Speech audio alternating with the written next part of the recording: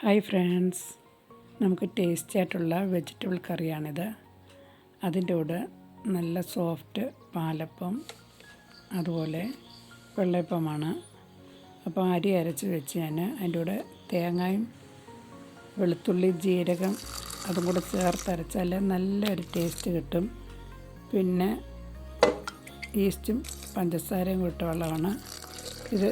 തേങ്ങ പൊട്ടിച്ച് വെള്ളം കൂടാണ് ചേർത്തരയ്ക്കുന്നത്. ഒരു ടേബിൾ സ്പൂൺ ചോറും കൂടി ഇട്ടിട്ടുണ്ട്. അപ്പോൾ അതും കൂടെ അരച്ച് നല്ലതായിട്ട് മിക്സ് ചെയ്ത് നമ്മുടെ ക്ലൈമറ്റ് അനുസരിച്ച് 5-6 മണിക്കൂർ നമുക്ക് അടച്ചു വയ്ക്കാം. നല്ലതായിട്ട് മിക്സ് ചെയ്യണം. തണുപ്പ് സ്ഥലങ്ങളിലാണെങ്കിൽ തെർമോക്കോളിനകത്തോ ചൂടുള്ള സ്ഥലത്ത് വെച്ചാൽ നല്ലതായിട്ട് പൊളിച്ച് കിട്ടും. അത് കഴിഞ്ഞിട്ട് നമുക്ക് രാവിലെ എടുത്താൽ നല്ല സോഫ്റ്റായിട്ടുള്ള മാവ് കിട്ടും. നല്ലതായിട്ട് ഉപ്പും പഞ്ചസാരയും ആവശ്യത്തിന് ചേർത്ത് മിക്സ് ചെയ്ത് ഒരു അരമണിക്കൂർ കഴിഞ്ഞതിന് ശേഷം നമുക്ക് അപ്പം ഉണ്ടാക്കിയെടുക്കാം. നല്ല മൊരിഞ്ഞ പാലപ്പവും നല്ല സോഫ്റ്റായിട്ടുള്ള വെള്ളയപ്പമാണ്.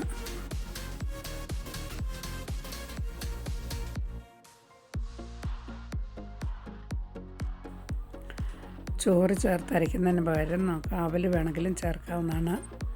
അത് നമ്മളെടുക്കുന്ന അരിയുടെ അനുസരിച്ച് 2 ടേബിൾ സ്പൂൺ വല്ല അവലെടുത്ത് ഒന്ന് കുതിർത്ത് അരച്ചാൽ മതി. നല്ല അപ്പം കിട്ടും. അപ്പോൾ അതിൻ്റെ കൂടെ ക്യാരറ്റ്, ഗ്രീൻ പീസ്, പൊട്ടറ്റോ ഒക്കെ ഇട്ട വെജിറ്റബിൾ കറിയാണ്. ഇതിൻ്റെ കൂടെ നമുക്ക് വേണമെങ്കിൽ മുട്ടയോ ചിക്കനോ എല്ലാം ആഡ് ചെയ്യണമെങ്കിൽ ചെയ്യാവുന്നതാണ്.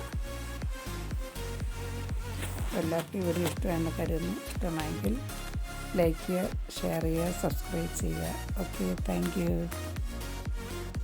ഫ്രണ്ട്സൊക്കെ ഏത് രീതിയിലാണ് അപ്പം ഉണ്ടാക്കുന്നതെന്ന് കമൻ്റായിട്ട് ഇട്ടാൽ നല്ലതായിരുന്നു. ഓക്കെ.